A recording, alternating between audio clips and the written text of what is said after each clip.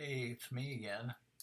Wanted to bang a little quickie out here. Well, but it's going to be hard to bang this as a quickie, but we're going to give it a try, come up with a surgical equivalent, right? All right, so wanted to riff on a movie I could just riff on without having to refer much of anything. So we're going to talk about Apocalypse Now. Apocalypse Now is a longtime favorite. It's one of my favorite movies. And okay, so it was probably 1980. I would say it would have to have been 1980, and this was, I think, my junior year in high school. Would have had to have been, and my reading, in reading from English class, we got we get assigned got assigned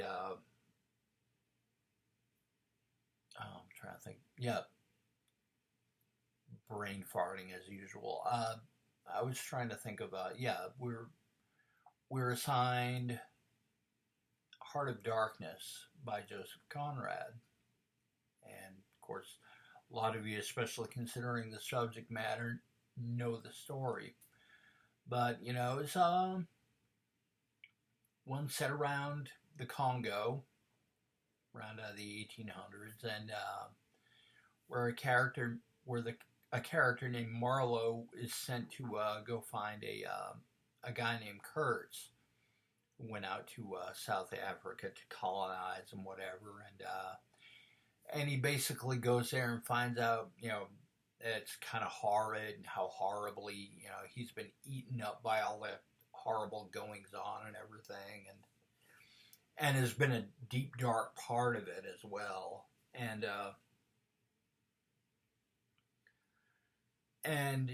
when Mr. Kurtz dies, in in Marla's presence, he whispers the horror, the horror. And I'm thinking, wait a minute, okay, Kurtz, the horror, the horror. And I had not yet seen Apocalypse Now, but I knew a lot of people who had, and I knew that Marlon Brando played a character named General Kurtz, Major Kurtz, Colonel Kurtz, and he took place in Vietnam, but in the end he dies, and his last words are the horror, the horror. And I thought, okay, so is Apocalypse Now an adaptation of Heart of Darkness? Well, goddamn right it is. Let's take Heart of Darkness out of the Congo and transplant it into Vietnam. And so yeah, they put it in the Vietnam War, and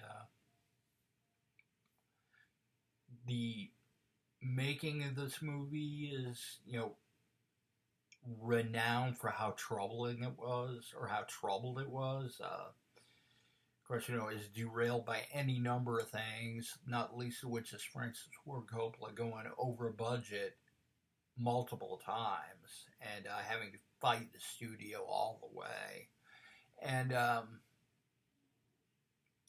Martin Sheen kind of notoriously in the role of Willard, the Marlowe proxy in this story, suffered an on-camera, and they put it into the movie, an on-camera accident which led to a big drunken nervous breakdown, which led to, hello Mr. Motorcycle, which led to basically a heart attack, and kind of a very disturbing and upsetting position, but he later, returned to filming and worked out fine. Brando being Brando was his typical difficult self, but what do you expect from Brando?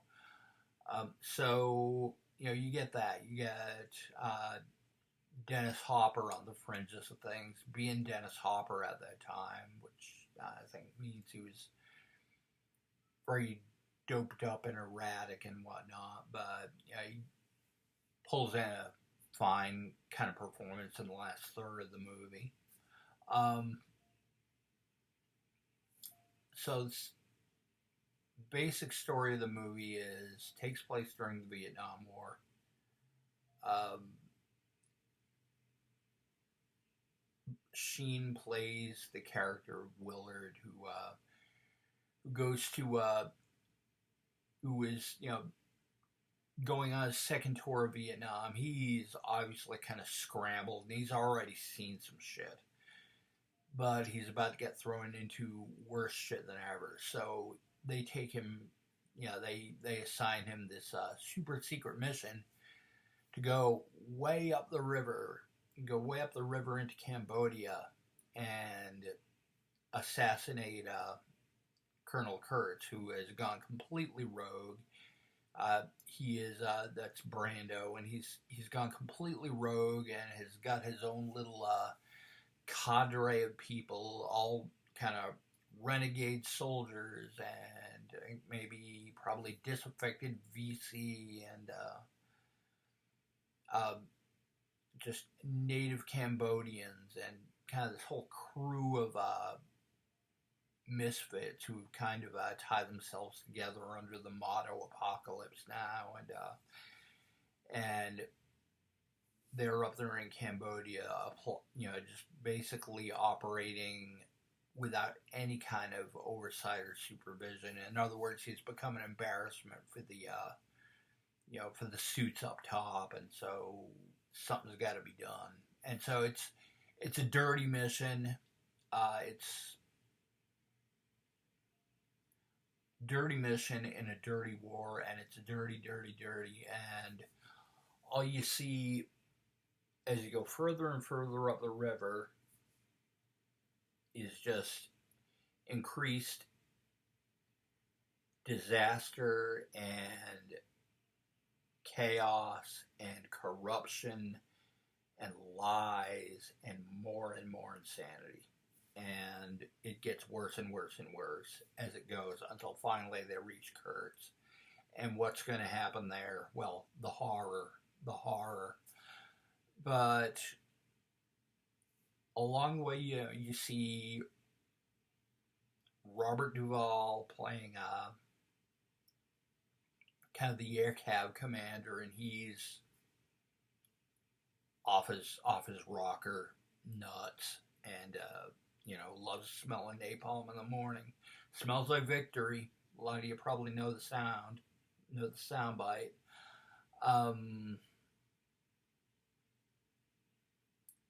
You got among the cast members, you've got a very young Lawrence Fishburne. He was known as Larry back then.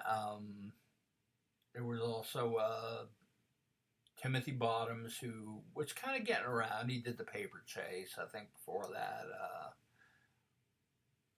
Went on to play George W. Bush twice, once comedically, once not so comedically, and I don't know, you can do the math on that however you want. But